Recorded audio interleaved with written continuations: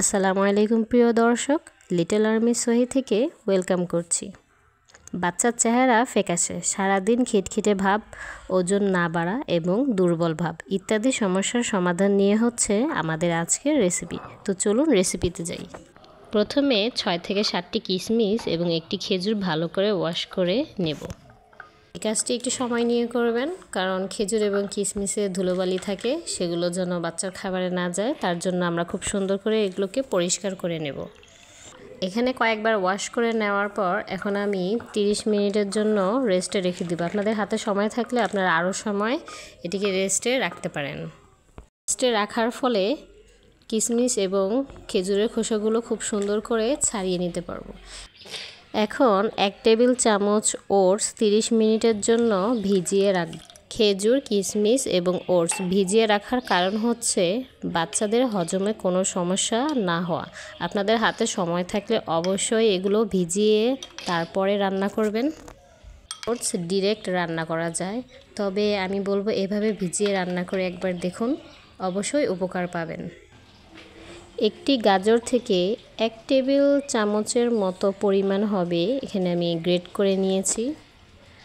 গাজর খুব সুন্দর করে একদম ছোট ছোট যে গ্রেট করা যায় সেগুলো দিয়ে গ্রেট করে নিয়েছি। গ্রেট করার ফলে খুব সুন্দর করে খাবারের সঙ্গে সেদ্ধ হয়ে যাবে।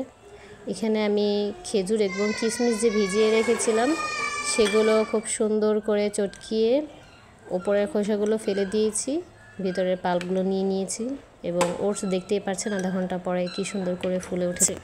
তো চলুন এখন রান্না শুরু করি। এখানে আমি যে ভিজিয়ে রেখেছিলাম ওটস সেগুলো নিয়ে নিয়েছি এবং এর মধ্যে গ্রেট করা গাজরগুলো দিয়ে দিচ্ছি। এখন ছোট্ট একটি এলাচ এবং ছোট্ট একটি দারচিনি আমি ভালো করে ধুয়ে নিয়েছি, সেগুলো দেওয়ার পরে 1 চিমটি লবণ দিয়ে এখন সামান্য পানি দিয়ে দিচ্ছি। এখন আমি চুলাটি অন করে গাজর সেদ্ধ হওয়া পর্যন্ত কিছুটা সময় রান্না করে নেব। প্রিয় দর্শক, এখানে আমি প্রথমেই দুধ দিচ্ছি না, এখানে আমি পানি ব্যবহার করছি।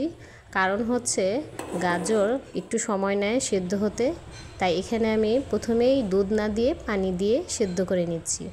তো এখন আমি যেই কিশমিশ এবং খেজুরের পাল্পগুলো রেখেছিলাম সেগুলো এর মধ্যে দিয়ে কিছুটা সময় রান্না করে নেব। আমি যেভাবে রান্না করছি এই টিপসগুলো আপনারা ফলো করে যদি রান্না করেন তাহলে বাচ্চাদের হজমের কোনো সমস্যাই কখনো দেখা দিবে না। বাচ্চা যদি 6 মাস বয়স হয় তো এ পর্যায়ে আপনি গাজর সেদ্ধ হলে নামিয়ে নেবেন এবং তারা যে দুধ খায় সেগুলো অ্যাড করে দেবেন। বাচ্চা যদি 1 বছরের উপর হয় তাহলে কাউ মিল্ক অ্যাড করতে পারেন। তো এখানে আমি কাউ মিল্ক অ্যাড করে দিয়েছি এবং আরও কিছু সময় ধরে রান্না করে নেব। প্রিয় দর্শক, এই পর্যায়ে আমি কিছু সময় ধরে নেড়েচেড়ে কিছু সময় রান্না করে নেব। তো এখন আপনাদের বলে দিচ্ছি আমি যে উপকরণগুলো দিয়ে রান্না করছি সেগুলোর পুষ্টিগুণ কিন্তু অনেক বেশি। তো আপনারা ট্রাই করবেন বাচ্চা যখন সলিড শুরু করবে তখন ওদের এই ধরনের পুষ্টিকর খাবারগুলো ওদের সাথে পরিচয় করিয়ে দিতে। ওটস বাচ্চাদের ওজন বাড়াতে সাহায্য করে, কিশমিশ এবং খেজুরও কিন্তু ঠিক একই ভূমিকা রাখে। সেই সাথে গাজর এবং দুধ দিয়েছি, যা বাচ্চাদের হাড় গঠন এবং হাড় শক্ত করতে সহায়তা করবে। এই রেসিপিতে যে উপাদানগুলো আমি ব্যবহার করেছি সেগুলো প্রত্যেকটি করে হচ্ছে একটি করে সুপারফুড। এই সুপারফুডগুলো আপনারা আপনাদের বাচ্চাদের যখন সলিড শুরু করবে তখন অবশ্যই ইন্ট্রোডিউস করাবেন, যার ফলে বাচ্চা প্রথম থেকে ওয়েট গেইন করবে, বাচ্চাদের খিদেমন্দা ভাব থাকবে না, চেহারা ফ্যাকাশে থাকবে না এবং সারাদিন অ্যাক্টিভ থাকবে।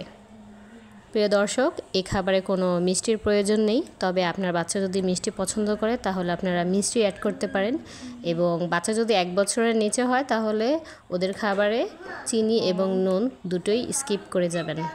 এই রকম এনার্জেটিক বুস্টার রেসিপি পেতে হলে সাবস্ক্রাইব করে আমার পাশে থাকবেন এবং এতক্ষণ সঙ্গে থাকার জন্য অসংখ্য ধন্যবাদ।